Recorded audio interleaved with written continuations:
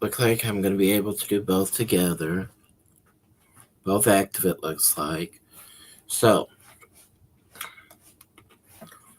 years before, okay, good. Facebook and YouTube are both streaming together. And what happened is, for people who may be tuning in to Facebook Live right now, I want to welcome y'all to this edition of the wrestling world as I see it. And I got a new segment called Wrestlers, and I think I just thought of a good slogan to shorten it. Title reigns, the lost version. So the lost version of the title reigns I want to look at are the world title reigns of Ric Flair, but also the world titles, but also the other accomplishments he's had throughout his career.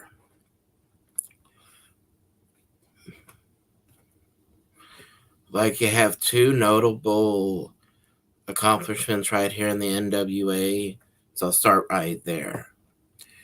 NWA World Heavyweight Champion 9 times. That was actually two more reigns than I remembered. So I thought he was a 7-time NWA champion, but it was 9. So when they gave him the gold title, which they said he won 16 times, that right there, that would have been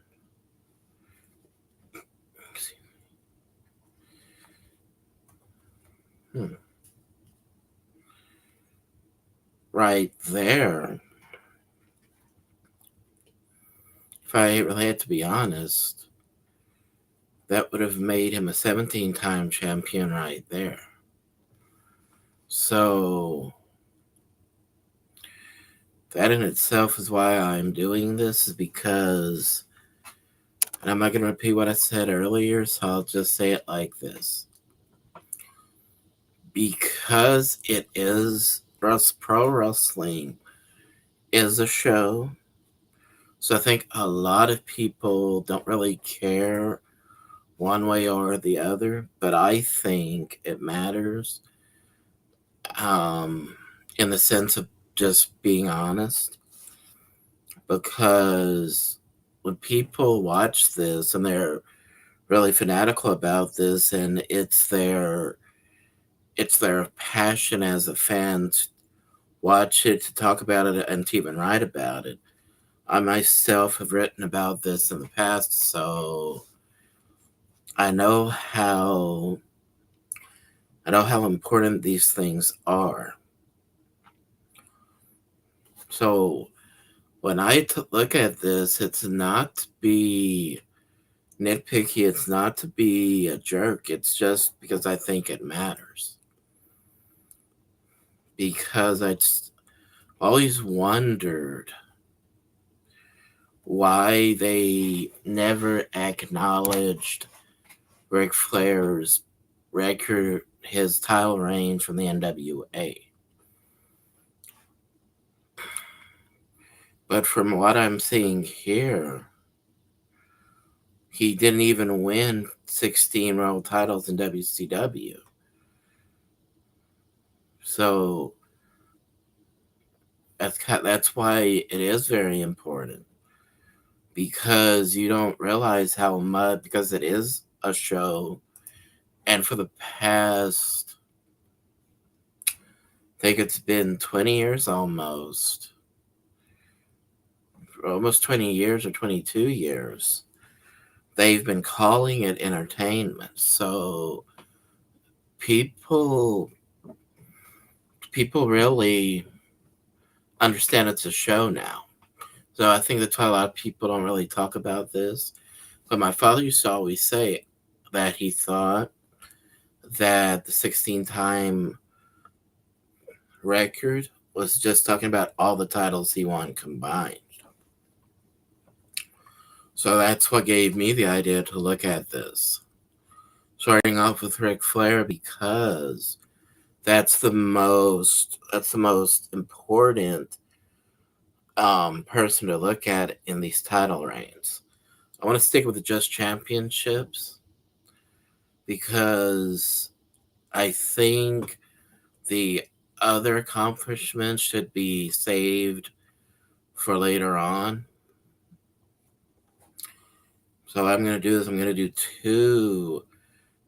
two segments with this. The first one will be his title reigns. The second one will be his accomplishments off of the screen, like how many Hall of Fames he was in, and if a really prestigious newspaper wrote about him, things like that. So I'll do those two. I just thought of that because I realized the importance of it. So in my next episode, I'll talk about his accomplishments off of the second to the world, to the championships he's won, and I'll be saving this. Okay, so start off with the title reigns. After he won the NWA World Heavyweight title 9 times, before he won the NWA title, he was TV champion in the NWA in the Mid-Atlantic area for 2 times. He won the NWA US title once or twice, and he must have won it 4 more times because they have 6 times he won the US title right here. He won the Mid-Atlantic Heavyweight Championship 3 times. He won the Mid-Atlantic Tag Team titles 3 times. One time with Rip Hawk, one time with Greg the Hammer Valentine, another WWE Hall of Famer, and another WWE Hall of Famer, Big John Studd. He won the Mid-Atlantic World Tag Team titles 3 times. 2 times with Greg the Hammer Valentine, and 1 time with Blackjack Mulligan. On a side note, that's Bray Wyatt's grandfather, the late Bray Wyatt, for WWE fans of today. He was the first ever WCW Triple Crown champion, and that would be the world title, the US title, and the tag team titles.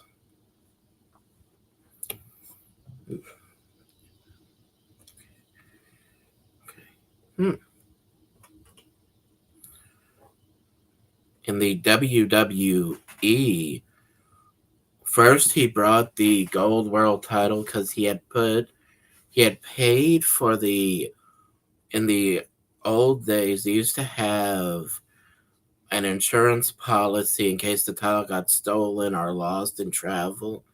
They used to have a $25,000 insurance policy on it. So Ric Flair would put down the money for the deposit of the insurance. And whenever Doug Dillinger had to come get the belt by orders of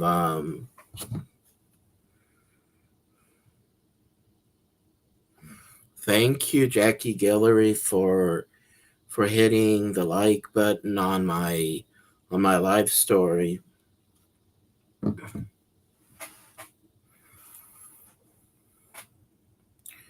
So going back to that story, when he went to the WWE, because the person who was trying to run the business aspect of wrestling, was so much of a butt and so ignorant of the business that he was impossible to work with. And he was a former regional manager from Pizza Hut, and he was out, and he was not a fan like Eric Bischoff or Ric Flair or Arn Anderson, so he did not know the business the way he should have.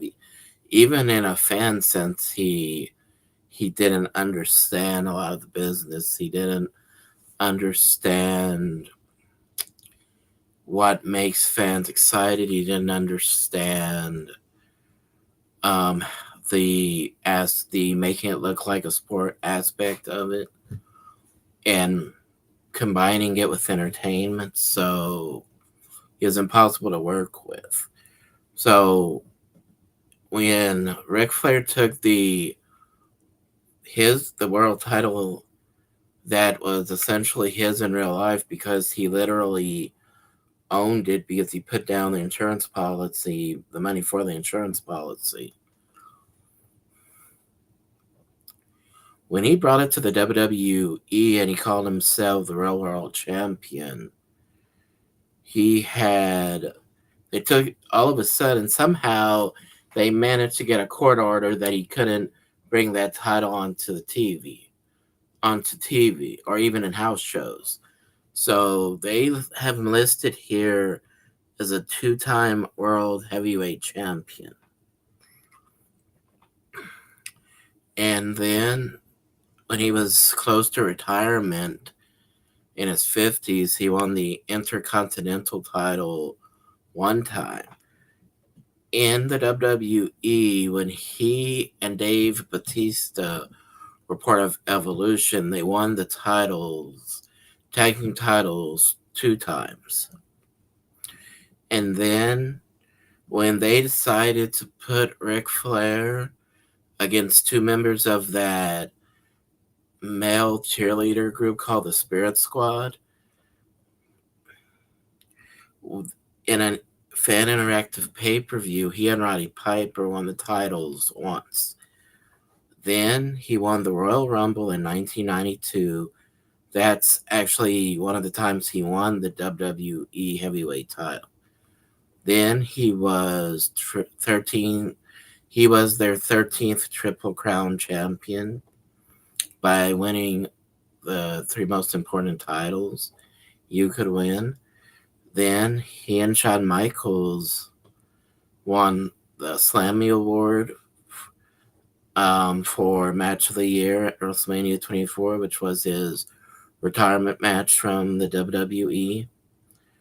And these are all, I'm going to start talking now about his accomplishments from the PWI and the Baltimore Sun and the International Professional Wrestling Hall of Fame. Going as far back as I can, in 1978, he won Most Hated Wrestler of the Year. In 1983, he and Harley Race won Match of the Year. In 1984, he and Kerry Von Erich at Parade of Champions won Match of the Year. In 1986, he and Dusty Rhodes won Match of the Year in a steel cage match for the World Heavyweight title at the Great American Bash. In 1987, he and the Four Horsemen and the Superpowers and the Road Warriors, against the Superpowers and the Road Warriors, won Feud of the Year in PWI. Feud of the Year he won in 1988 and 1990 against Lex Luger. He and Terry Funk won Feud of the Year in 1989.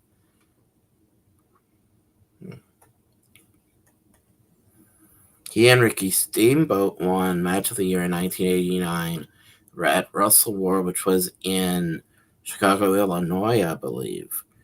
Then Match of the Year, PWI ranked his WWE retirement match against Shawn Michaels at WrestleMania 24. The match of the decade was also that same match, Shawn Michaels at WrestleMania 24. against Shawn Michaels at WrestleMania 24, excuse me. 1987 was also when he won Most Hated Wrestler of the Year, Rookie of the Year in 1975. PWI has a Lifetime Achievement Award named after Stanley Weston, who was actually, I believe he's what we would call a journalist in the professional wrestling world. Um, and he won that award for Lifetime Achievement in 2008. He was Wrestler of the Year between 1981, 1984, 85, and 86, and then in 1989 and 92. Then they named him Wrestler of the Decade in 1980s, and in 1991, 92, and 94, PWI 500 ranked him number 3 of the top 500 wrestlers in the top 500 in the PWI 500. And also in 2003 was like an anniversary they were doing, so they called the top 500 PWI years, and they ranked him number 2 of the top 500 singles wrestlers of the PWI years in 2003. He was inducted in the Pro Wrestling Hall of Fame and Museum 2006. Also, he was inducted in the St. Louis, or the NWA Missouri St. Louis Wrestling Club. And I forgot about this title he won. In St. Louis, he won the NWA Missouri Heavyweight Championship once. And in 2007, he was inducted in the St. Louis Wrestling Hall of Fame.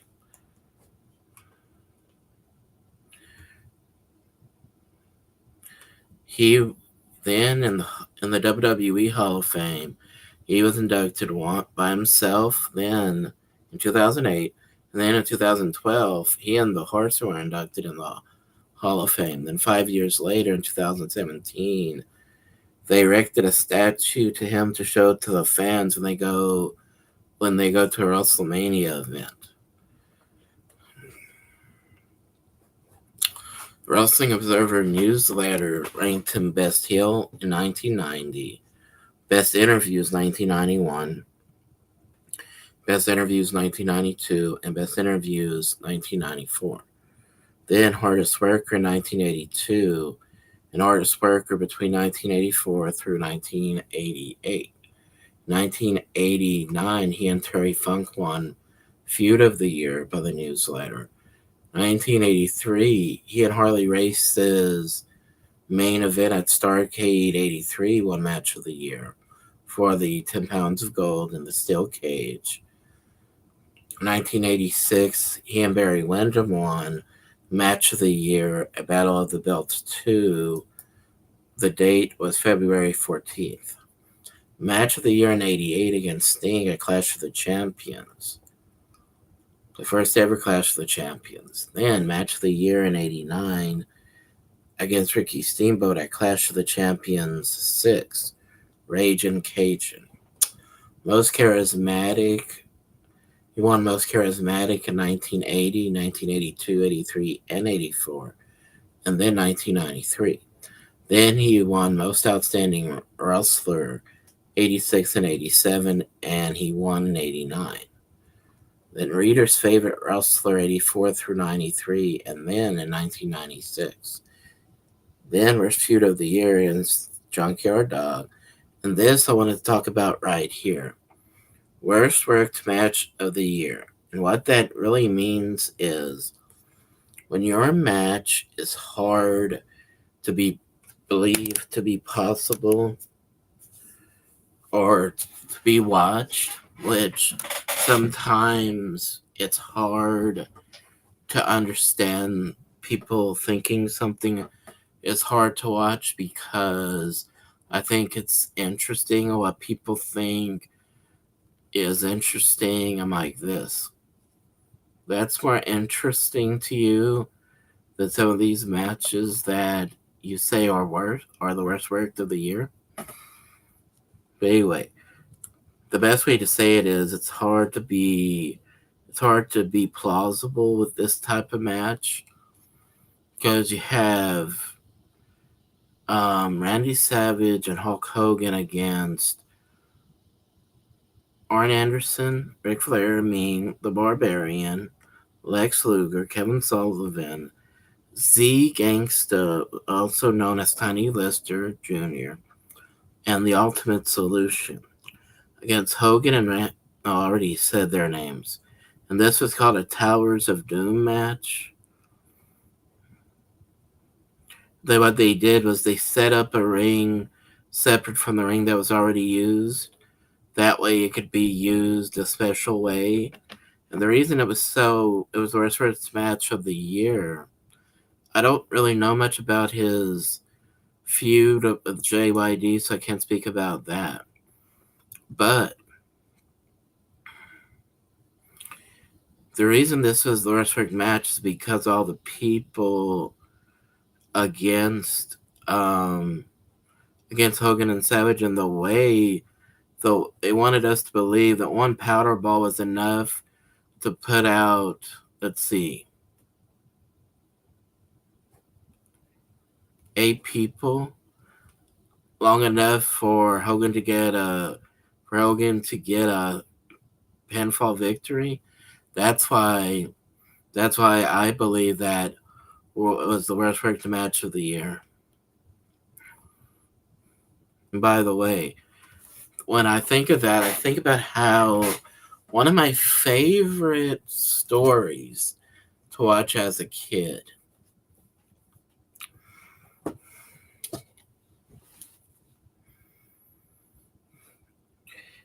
because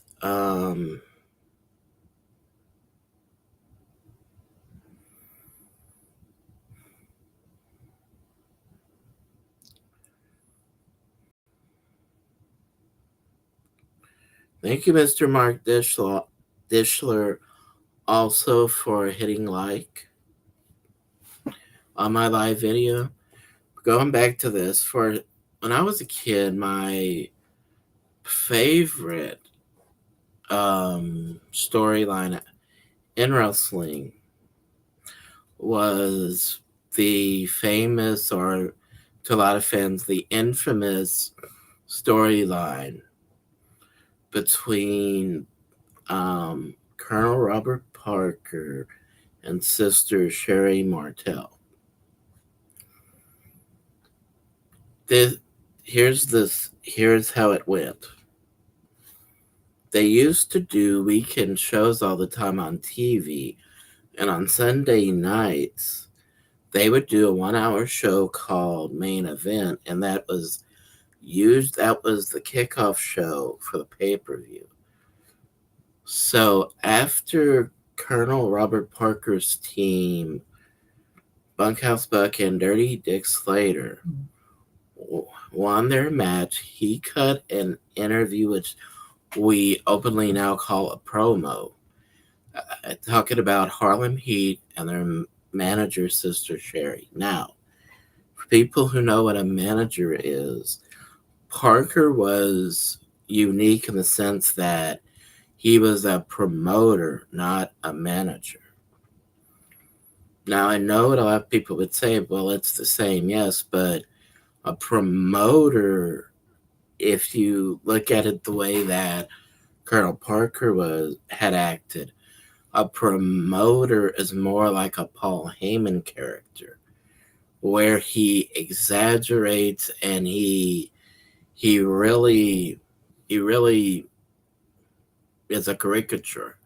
Whereas Sherry, her job was to make it look like she would go to the men who were responsible for the title matches.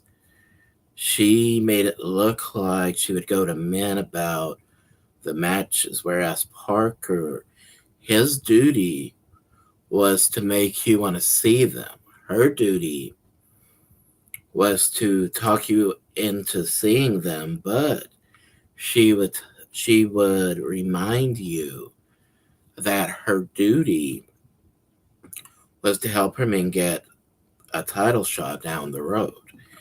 His duty was to promote his men. That was mainly his duty. Her duty was not just to promote them, but it was to help them get title matches in character. That that's what the difference was. But to go back to the story, he gave her the biggest insult because she was supposed to come out. And she came out right on time because she was like that. She was good like that, perfect timing and everything she did. And with the second she came out, it was like instantly you could see they were a perfect combination on screen together. Best way I would explain this is so like even though they could not date in real life, it was like an on-screen marriage of sorts because they were perfect together. I was reading this in the Bible, and it makes perfect sense to me when you take some of the words that were written in the Bible and you start to look at the definitions. It makes perfect sense. In a nutshell, um, the way the Bible describes traditional marriage is whoever can, whoever completes you. And that's what it was like with Parker and Cherry because they completed each other. His biggest weakness was her biggest strength. Her biggest weakness was his strength. Whereas she was over the top in her how tough she was, that he was over the top and how silly he was, so it was perfect. But going, this brings me to my point. After about a month or two of him chasing after her and her rejecting him, every time he kissed her, she would either hit him or she would bit his ear once. All of a sudden, he helps his men win the titles from Harlem Heat, and then they agreed to a match where if their side won, they would get a rematch. She went. She went to finish the match. She used to use top rope splash on the women to win the matches. When she missed the splash, she did like she was passed out, stood up, and because Parker's like 6'5", she kind of stand up to kiss him, so she had to jump in midair to kiss him, and then he fell, and that's how they lost the match. For the next 2 weeks, I think, every time they would show them together, she would kiss him and he would run away. So bring to the point, and I do want to say, by the way, what I thought about that as a fan of not just wrestling but acting in general. Before I say get to the point, this is what I want to say. I thought it was brilliant because this was ad libbed. I thought it was brilliant on Sherry's part to do like she was passed out from missing her own maneuver. And I thought it was perfect for Parker because he was supposed to be a braggart, a blowhard, and uh, and he's supposed to back off when he's confronted or something, which is the classic villain. I thought it was perfect how he did, like he was like she was scaring him away, and that reminded me of a cartoon I saw or a sketch I saw once on the original Looney Tunes from the 1950s and 60s, I believe. Pepe Le Pew, the skunk, was always after this cat because he thought the cat was a skunk. When he met a female skunk, he ran away from her and she ran towards him. Or she hopped towards him because she was in love with him. And that's what this reminded me of. The point of the story is when it was time for their men to face each other, what I liked about this match was how instead of their story getting in the way of the match, they decided to be more into the matches than they were in the past. and the fans stayed in their seats to watch the match until the end, and it's actually a sign of how good they were together and how good they were at their job to even make the fans interested in the match long enough to see them come together. So this is what happened. Around the time it looked like the match was about to lose, the referee Nick Patrick was about to lose control of the match. They go because it was Fall Brawl War Games, so they had two rings. They go in the second ring, and what I thought was interesting, because this is what we call drawing out the conclusion of the story, instead of walking, going into the ring to walk, she crawled to get to him to draw out the story, and he helped her stand up. She took his hat off his head, and that brings me to this point. They started kissing right away, and that was this is what makes the funniest thing about this is this would not happen because even though they used to visit each other, there were a lot of times when she would get aggravated at him because she was an assertive person. So that's how this would not work in real life. But anyway, it served the purpose of helping him get over with the audience, and this served the purpose of finishing this part of the story. So his men would wrestle in their street clothes. One of his men had the old-fashioned cowboy boots on. Earlier in the night, when they were talking, Parker and Sherry, during a tag team match, one of the men in the match, which was a had already said tag team match. Those two, one of the men in the tag team match interrupted them at aggravation, and his tag team partner got hit in the head with Slater's boot by Slater's. So they came out, hit Slater with the boot, lost the titles. So I think the reason why that match did not win worst match of the year, worst match of the year, was because the way they acted with each other, all six people, it was more plausible than this match right here.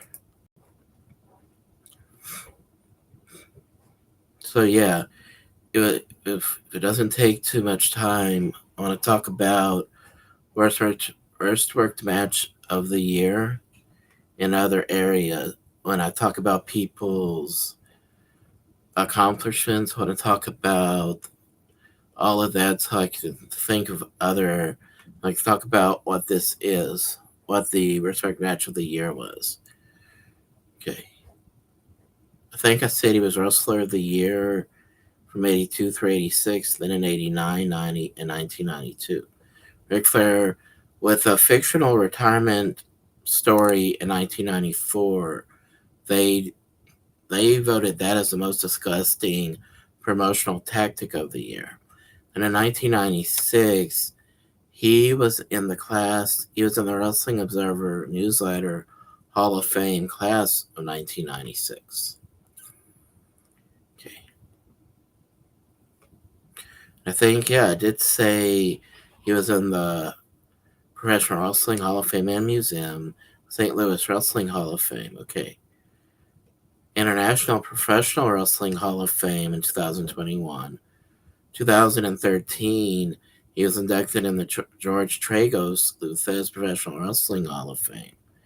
He was also inducted in 2008 in the NWA Hall of Fame, Wrestling Hall of Fame, by actor/comedian. I think he's also considered a comedian, but a very good actor himself, in Jack Nicholson, because he was one of Jack Nicholson's favorite wrestlers at one time.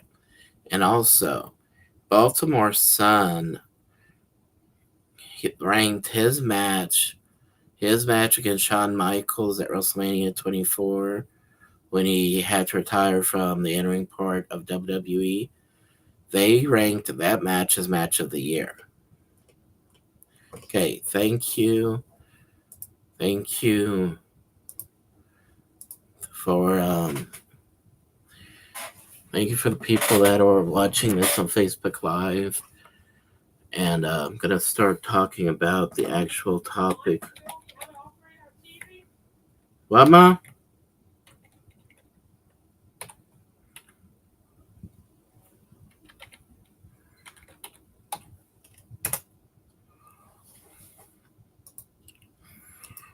I want to see. Okay. Let's see the last thing I spoke about from WrestleMania 13.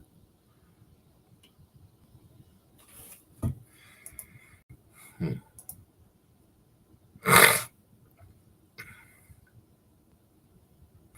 I think I spoke about the Okay. The Intercontinental title match, the number one contenders match for the tag team titles that year. WrestleMania 13. Just signed in, so it's gonna take me a while. Okay. It's gotta go. Okay.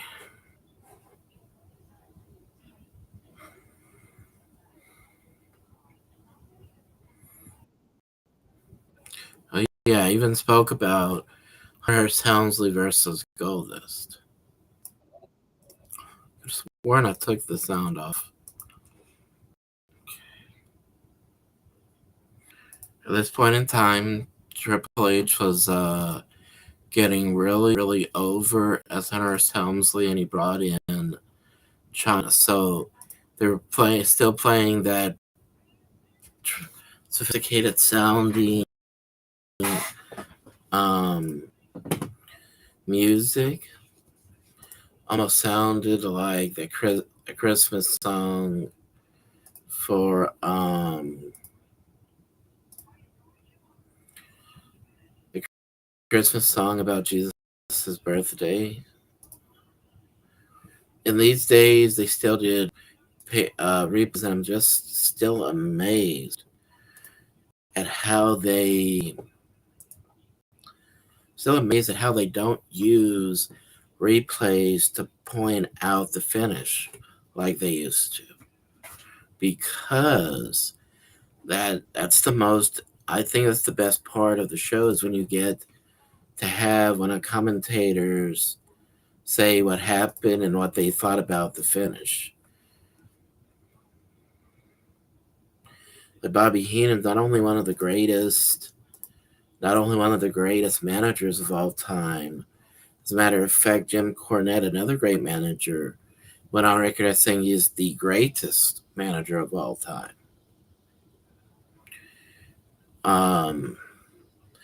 But he was also a really good commentator. He was hilarious. He was the one during that kiss that Parker and Sherry had. He's the one that said, because when they lost the titles, Parker could care less about it, and you could see them laughing their heads off. And I could notice the facial expression from Sherry was, "Yeah, we did it. We got one over on them." But anyway, what he said that was funny was when she did, like, "Oh, it's just pretend. It didn't mean anything." And this is how I like to say it in response to that. Y'all were acting like he just asked you to marry him. You want us to you expect us to believe it's just an act. So he said, "I don't believe it though," meaning he doesn't believe it's a ploy. And he said, "She's in love with that man." And he said, "That was such a good part of the match. That's what they showed more than the finish was the kiss." And he said, "It's not a kiss hello or a kiss goodbye. That's a kiss." Being funny like he was, he said, "That's not a Hershey's kiss. That's a kiss." And that actually made it more funny, because they never really stop to think about it, but it's true when you look at it in that way. Since the candy Hershey's Kisses is so popular, you realize that when you kiss like someone like that, that's a sign usually that you're in love with them. You never stop to think of it in that way. But that was a perfect illustration of that scene. I don't know why I was thinking about that, but I thought, well, I don't mention that because I had already mentioned that scene. And really, why was that? Looking back at it, why is the scene so amazing to me to see? Well, there's one thing I want to point out. If you look at that scene close enough, especially in the replay of that scene, you can see that it was not easy for them to win over the fans. So what I was amazed at was how much trust both people had to of each other, because even though it's an act, they're still people. So you could see how, even though it was not always easy to get along with each other, you could see they did like each other because you only do that for people that you trust. So anyway, the reason those things amaze me is because I've acted in plays, but I've never had to do anything like that. And I've never been on a date. I never had to kiss a female in that way before. So when you look back at that and you realize it is just an act, and we didn't have to be told that, but when you realize why why it is acting, it's really amazing to me to look at. That's why I say that. And when you really stop and think about it, everything in that one scene really exemplifies why we call wrestling acting in the first place. Even though those are stunts we see in the ring, just the way they acted in the ring before they kissed takes acting in itself, because they're storytelling with the way you move your hands when you talk. You can see her pointing at him, like, come here, and things like that. It's really amazing to see how you can tell a story without using your words out loud.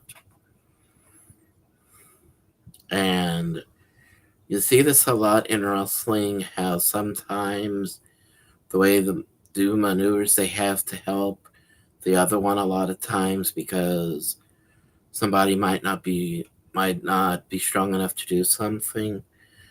So this really caught my eye once, and I said, "Wow, I didn't notice it before." But I was like, you never realized it, but that takes as much of acting to do with someone you're not dating as it does to pretend to hit someone when you actually like them. So it's even more amazing when I think about it in that way. Years ago, don't know how many years ago it is now, but I went to see my best friend and his family at his mother and stepfather's house. And my best friend made a joke about me and him.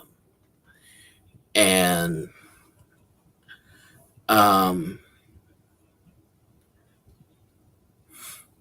I'll be honest. I am I I'm not politically correct. I'm as incorrect as you can get. But I will say this. If people were to ask me, how do you feel about homosexuality? I would say this. I believe they have the same rights that I have as a person, but personally, I don't agree with them getting married. But for people who support that and support um, no hate aid and all that stuff, I have to say this. If you would stop and listen to what we have to say, you would understand where we come from. We're not talking about the people, we're talking about the afterlife aspect of living. What we believe is that If you, whether you, we believe that regardless of who you are with, romantically speaking, we believe that where we end up when we die, that is more important than anything. So it's not that we're against people. We're not against people. We know where we end up when we die because there's one of two options. So that is the best way of saying it. So when I repeat this, this is just to laugh because well, I know my best friend. That's why I laugh because I know he was just joking.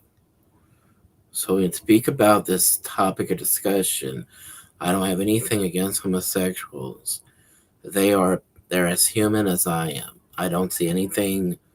I don't have a problem with homosexuals. I just I just know that I'm going to be held accountable when I die, and I don't want to enter into eternal life without saying what I know is true. So the joke was my best friend made a joke last time I saw him that he's coming out of the closet and that I was his life partner. And I laughed. I laughed at it, but I told him as I was laughing, I don't think we should joke about that. And that's why it's because people in today's society they already feel like we're being mean or hateful to homosexuals by not supporting their right to get married or not supporting their right to to date. But we never said we were against them living or anything of that nature. But there's some things that you need to be discreet about because there's some things that we still are not used to in today's society. So more than anything, I'd say it's just look at how most people are in the specific area you're talking about. If it's New York City or if it's New Jersey or a place like that, or even Los Angeles, California, or California itself, or a place like that where that's everywhere, then it's no big deal.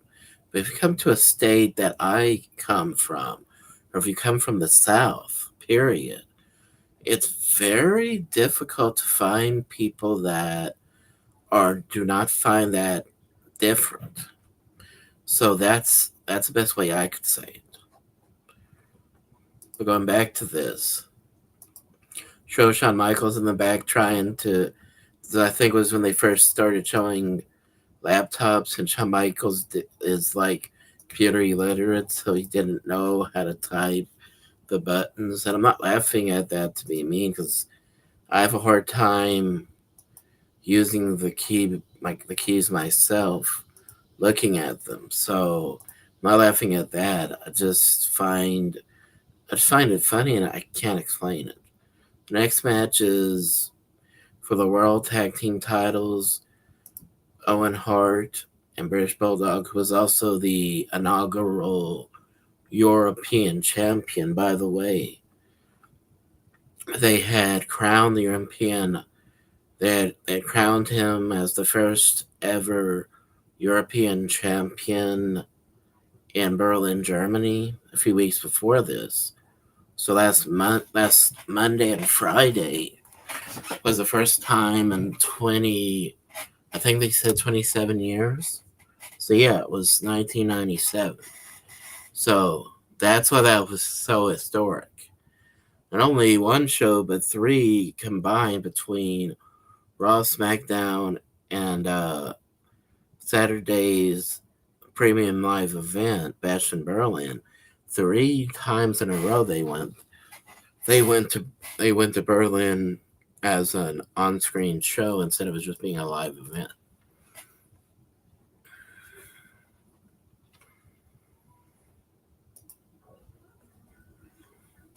The ring announcer that does the introductions, he announced their combined weight at 745 pounds.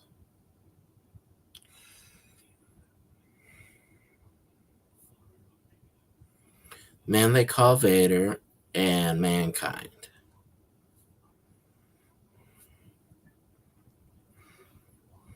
I know I didn't see Vader do a lot of real life interviews, by the way. So I don't know if he actually spoke about Owen Hart, but I do know that Owen Hart, during a Slammy Awards one year, as a prank, he pushed this guy who had a picture of tea, pushed him straight into Vader, and Vader started chasing him around. So I do remember that.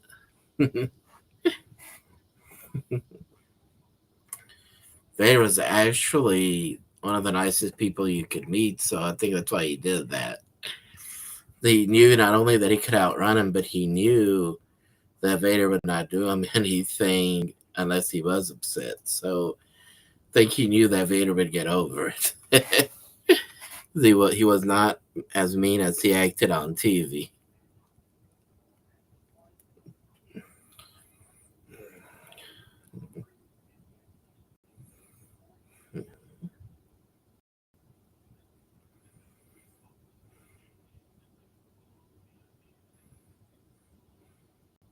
And I don't know why, but I go from one thought into the other, and I forget what I want to say.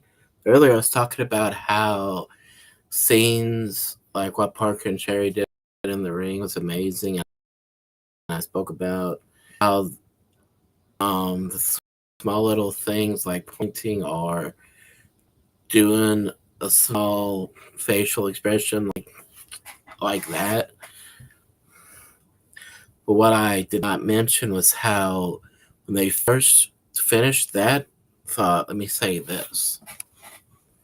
You can see in the replay that when they first did the kiss, you could see they had to move their mouth with each other because the fans were not quite believing it at first. When I saw that, I was like, wow. I never realized before how they actually. I mean, yeah, I knew they kissed, but I didn't know how. I didn't realize that they had to do just like they do in the ring when they wrestle. They had to do that when they kissed each other. I didn't realize that before. So when I realized that, I said, wow, you never realize how much it means to them to tell a good story. Now, today, most people don't care, but when you go through when you have to save your money, $500 back in the day to get trained, and you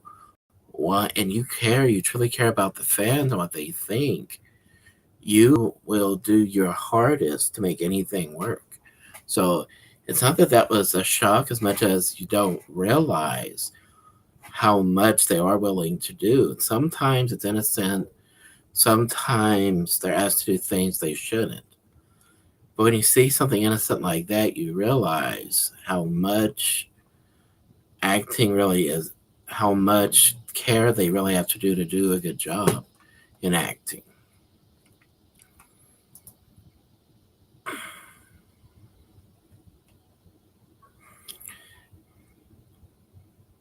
Owen Hart by this time was already won Slammy Award, and he carried another one even though he didn't win it. So I don't know why that happened in real life, but he took it like it was his own trophy, and he kept it for years, I think, or a year at least. And I remember that actually the bottom actually broke, and you could see what the bottom looked like. The bottom of the trophy looked like, and that I thought was interesting in itself.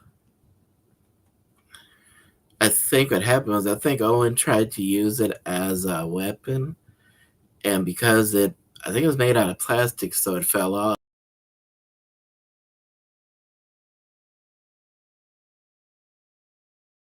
I think Ross is going to do some pre-match interviews before they get to the ring.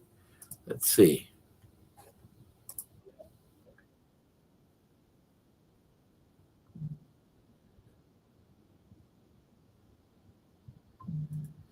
I have to play the beginning of that.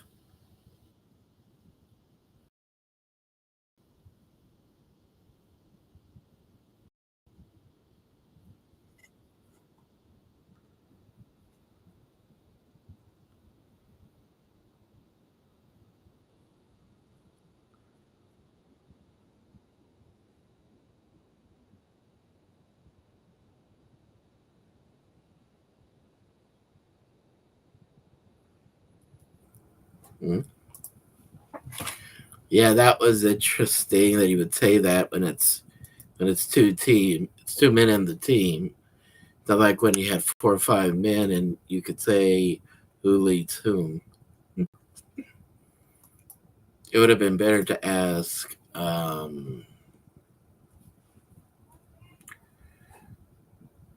what, Mom? What?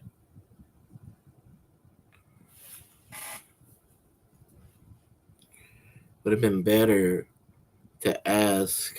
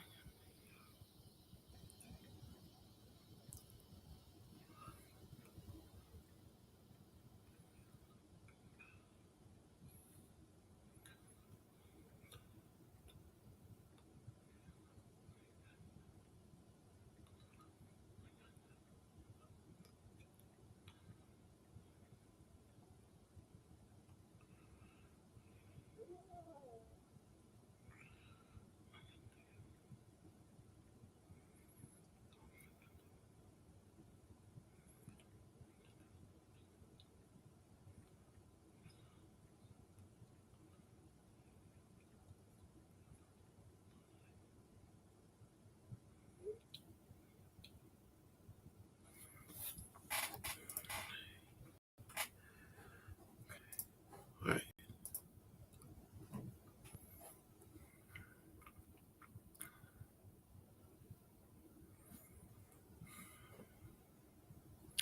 Ross was on his way to the table, so Jerry Lawler said, "You just heard him admit he was the captain of the team. So sit down."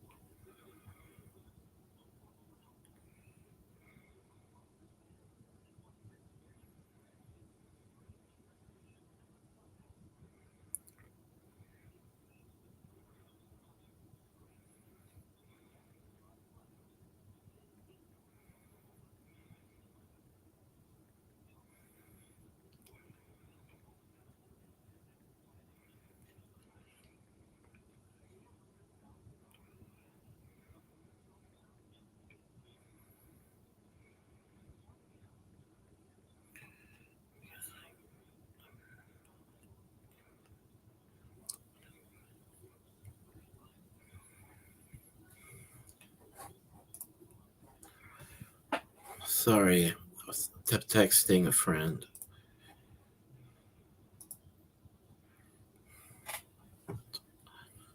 Right.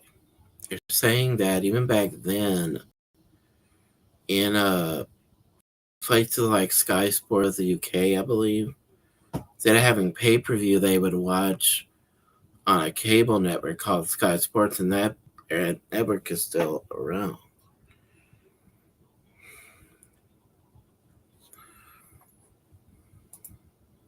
He would always put the Slammy Award trophy on the steel steps, and I think that was to make sure they weren't going to knock over because steps were far away from the ring apron. What I always found interesting were the how they would put what looked like to be fur or tassels around Bulldog's boots.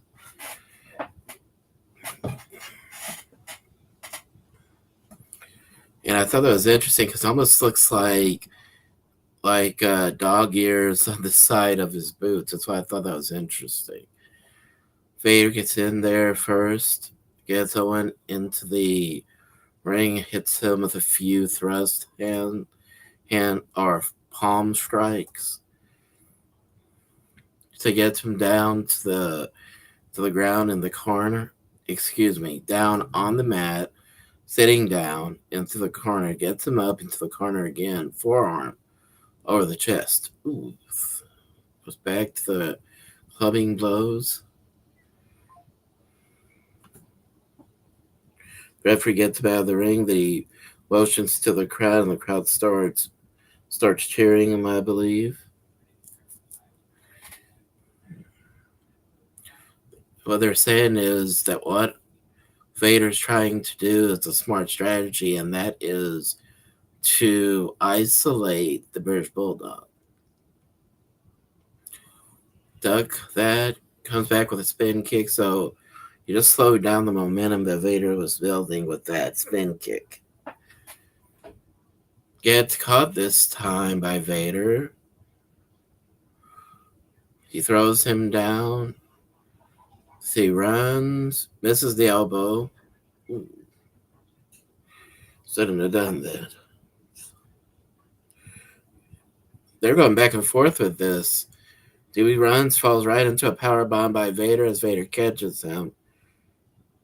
Batted up, he went for a running cross body press, but running up, he set himself up perfectly for the power bomb without meaning to.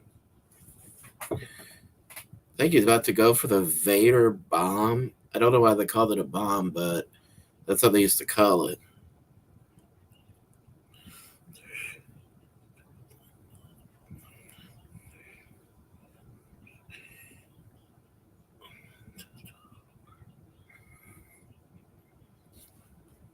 I think Bulldog just gave him a cheap shot in the stomach. The referee wasn't looking. See what happens. Right hand. He had to step down. Mankind's getting in there, pulling him over the top rope. It's not going to do them any favors. As far as characters go or gimmicks go, because that's a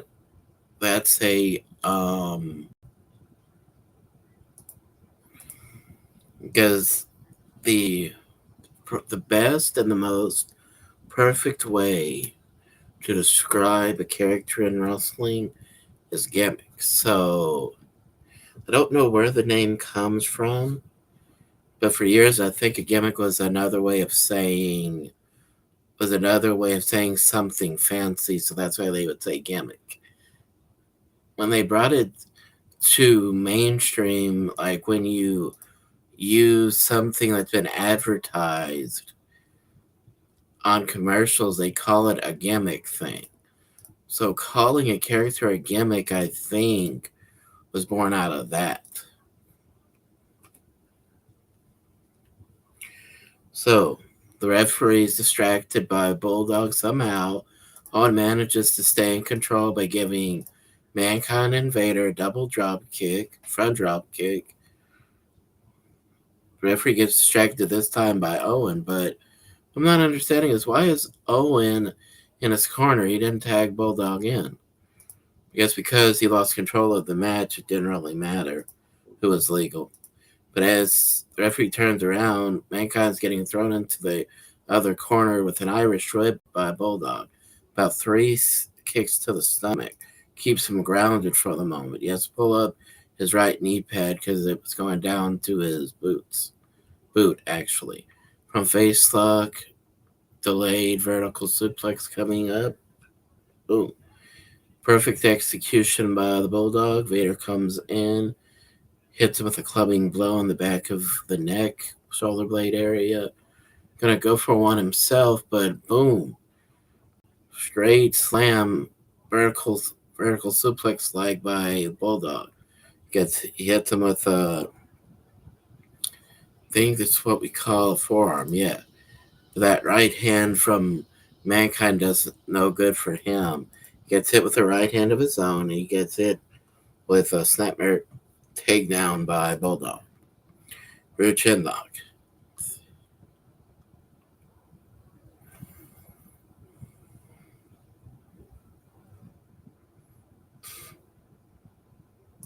Jerry Lawler just made a joke about how, because of Mankind winning a Slammy Award himself that year, he said, "Yo, Adrian, I did it." Like Rocky said, and I believe it was Rocky 3, I believe, when he beat Clubber Lang for the title. So Mankind said that in his victory speech. So Jerry Lawler made a joke about it right here at WrestleMania, talking about Mankind's wife must be called Adrian.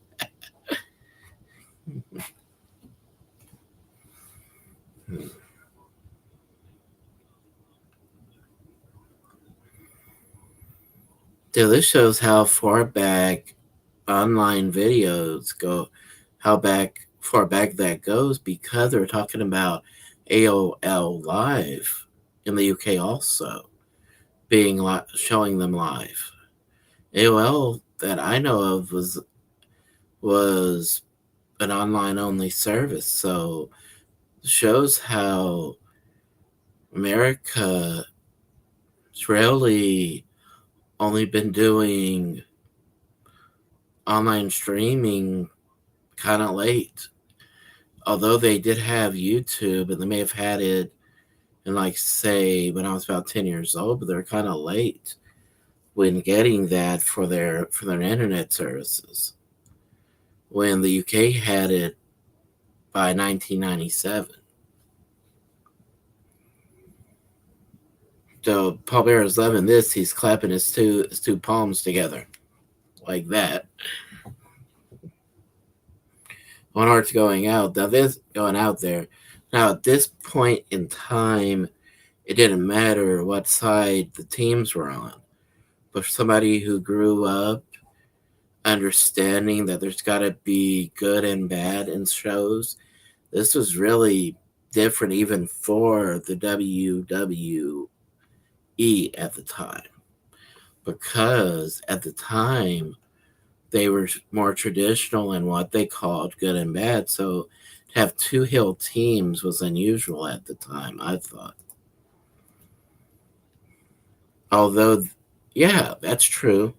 I was about to use an example, but that example would not be perfect because the example involved two men who were on the good side versus two villains, and they were not. And even though it was traditional babyface and villain teams, the baby faces had a tendency of acting like heels because how cocky they were. So I almost confused that match with this. But then I realized, wait a minute, they were seen as the good guys on the show because they were nicer to the fans. So I understand how that was different than this one right here. Bulldog's having a hard time breathing. And what this making me think of, rights and lefts by Vader. from the midsection to the face is how me and Mom were talking about this morning, I believe, that when they used to have time limit matches, an hour a night for the NWA heavyweight title, then let's not forget this. Starting off the show, because it used to only be a 1 hour show, and it was usually, I think, a Thursday night or something like that. So when there used to be only a 1 hour show, there used to be a 10-minute time limit ordinarily.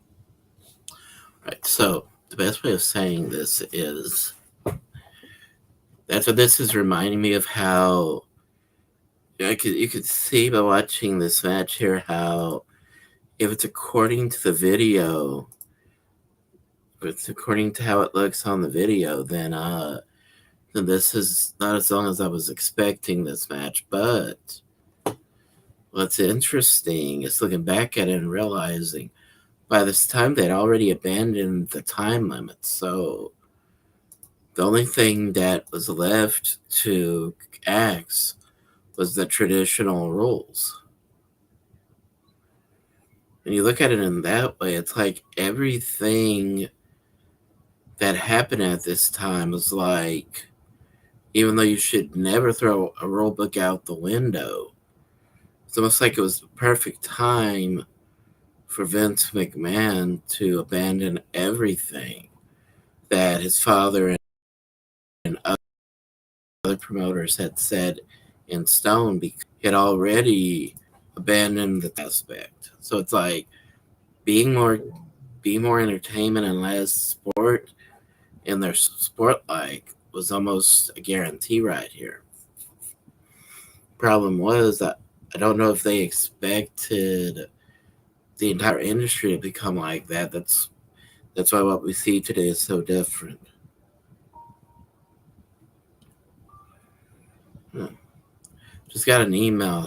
I think I just got some more planting seeds in the mail. Anyway, this is really glad I did look at this today, because it's a reminder of why I do my podcast in the first place, because I love talking about the old stuff. And if it's been a long time since I've seen any of this, it's really fun to look back at it and to talk about it. Mankind's even got Bulldog down with some right hands. What I never did understand, running knee strike into the forehead of the Bulldog. What I never did understand, there's a running leg drop over the neck of Bulldog onto the ropes, was why they covered Mick Foley's middle and third finger on his right hand. I never did understand what that was supposed to be. It would almost look like tape around his two fingers. Irish whip, back body drop to Bulldog by Mankind, tags in Vader, jumps down with that's what we call an axe handle. Gets him up, holds him open for Vader to hit him. Then he goes over to their corner. What I'm realizing that's really different is they didn't have a ring rope. I don't know why they added that, but I thought it was a very good idea to use a ring rope, so you could show the difference between a regular match and a tag team match. So I don't know whose idea that was, but I thought it was very inventive.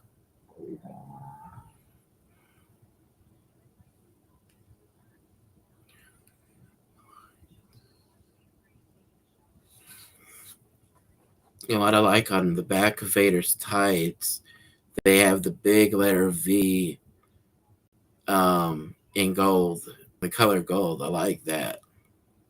I think he's gonna get thrown. Yeah, attempted of a crossbody press, and he was hit with a scoop slam by Bulldog to counter his maneuver. Now he's gonna tag in Owen. Goes to the top rope. Does Owen front drop kick instead of the missile drop kick?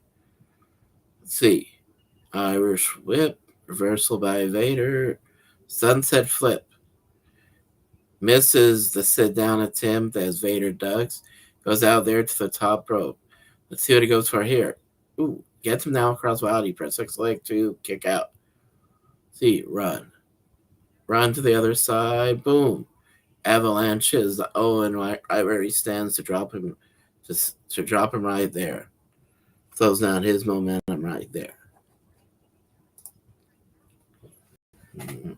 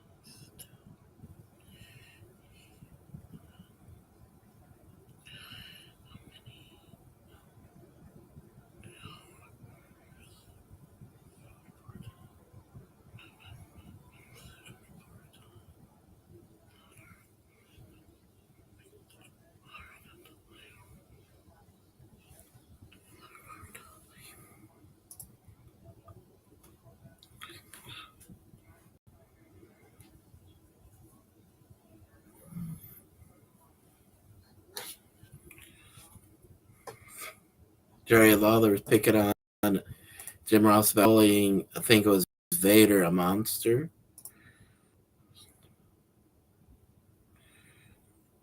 He's claimed he describes everybody as a monster. Then he picked on Jim Ross and said, "What's the matter? You scared of horror movies?" Yeah. Vince McMahon's pointing out what's happening on the outside of the ring. Take you back to, I believe, the Hart Foundation days, which would make sense because Mankind is good friends with Bret Hart. May still be good friends with Bret Hart. So he had Vader put Owen on his knees so that he could jump up with an elbow, and then he put him to the side like Jim Neidhart used to do, and Bret Hart did it to their opponent, one of their opponents.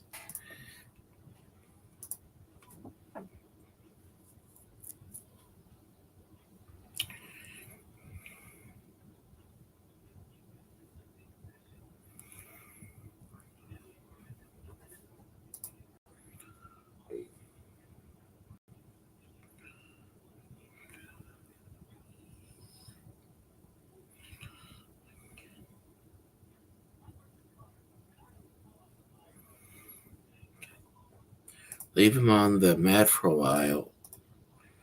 See. As they get back in the ring to break the count, or at least Vader does, I think the referee's trying. I think Paul Bear's trying to think what to do next. Actually, it's Mankind who gets back in the ring from face slug to Owen on the apron. Owen is preventing the vertical suplex, which is a surprise. Mankind can even think of doing this. So instead, he pulls him when he can't get Owen and Owen can't get him over the top. Pulls Owen over the top rope. He goes down to the floor. So the referee, Chad Patton, I believe, is fussing him. So he keeps the referee on his side until Vader gets out there. Then Bulldog gets in the starts talking to the referee. So Mankind goes out there after Owen, and it's right in front of Owen's parents.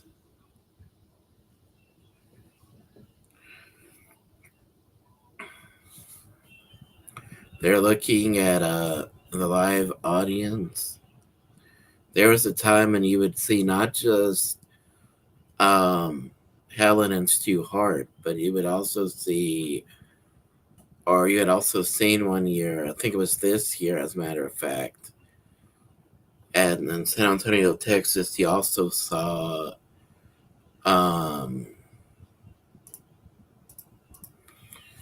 Shawn Michaels' parents and brothers and sister in the audience seeing him wrestle Psycho Sid at Royal Rumble this year. There's a time when they would show Star's parents on screen in the audience. So that's happening. As I'm saying that, Owen Hart had the version of the rear naked chin lock, or just a chin lock, rear chin lock, applied by Mankind, and he's getting out of it as he stands up.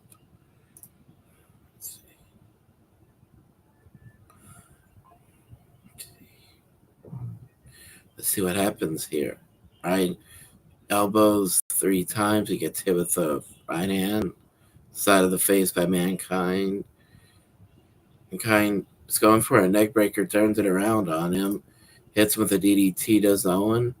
Owen runs. Ooh. That he goes for a splash. He lands on Mankind's knees.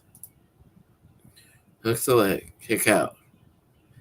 Before the count of 2, Owen Hart kicks out. Irish whip from Mankind. Ooh. He actually runs right into Owen by mistake. Spin kick knocks down Mankind.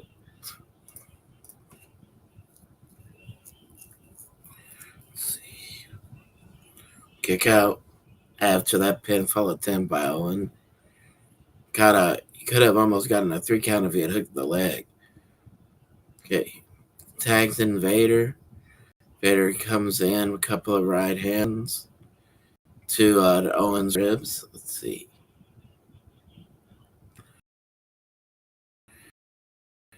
Ooh, clubbing. I believe a thrust today.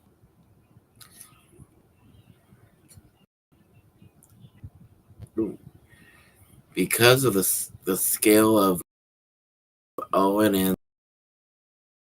the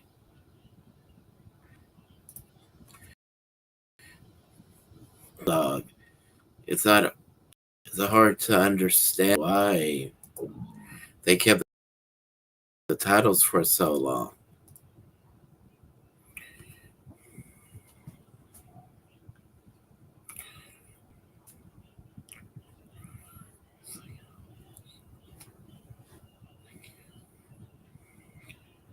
Gets him up. Looks like Vader's going for vertical suplex. Comes over Vader. Kicks him in the gut. Another spin kick. Or heel kick, as they like to call it. Vader's getting up first. Ooh, elbow. 1, 2, kick out. And the elbow was over the back of Owen. So that had to hurt. He makes sure Owen can get away. Tags in Mankind.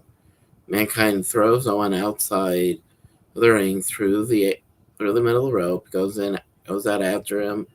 Gets hit with the belly to belly suplex outside.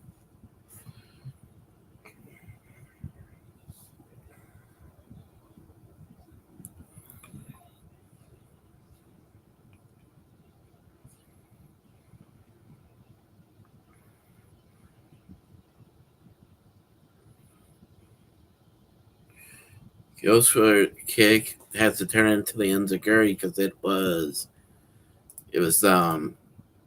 blocked by Mankind.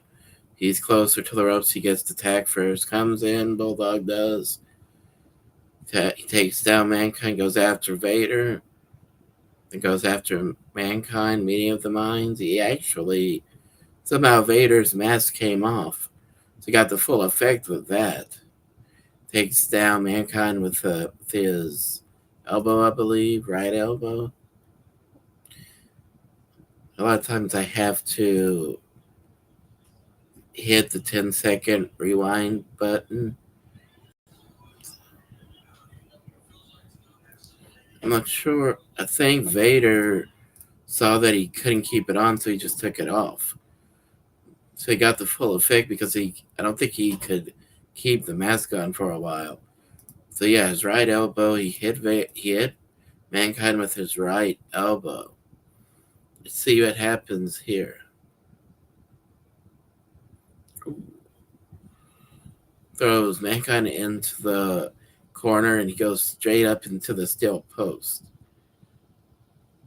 Into the turnbuckle pads this time. Let's see. Picks him up for the running power slam. Mankind gets out of it before he's even close to starting it. Goes for the mandible claw. Ooh. Vader comes in to stop it. That's too much of a risk. Irish whip. Vader avalanches Owen. Like I said, too much of a risk, so he knocks Owen, knocks Vader, knocks Mankind and Bulldog out of the ring. Irish whip to Vader to Owen. But Owen reverses it on him. Right hand right. A few times, then several boots to him in the corner. Goes out there after Mankind. Does Owen. Vader comes in after him. Goes out after him with that looks like clothesline of sorts. So I think the referee's going to have to call the bell and declare this either a no contest or a double disqualification. So even another referee comes out, and I forget what his name is, but he was in WCW later on. Billy Silverman, that's his name. Billy Silverman comes out to tell him to go to the back because the match is over. So I'd say this is what we would call today a no contest. The chicken on Bulldog outside.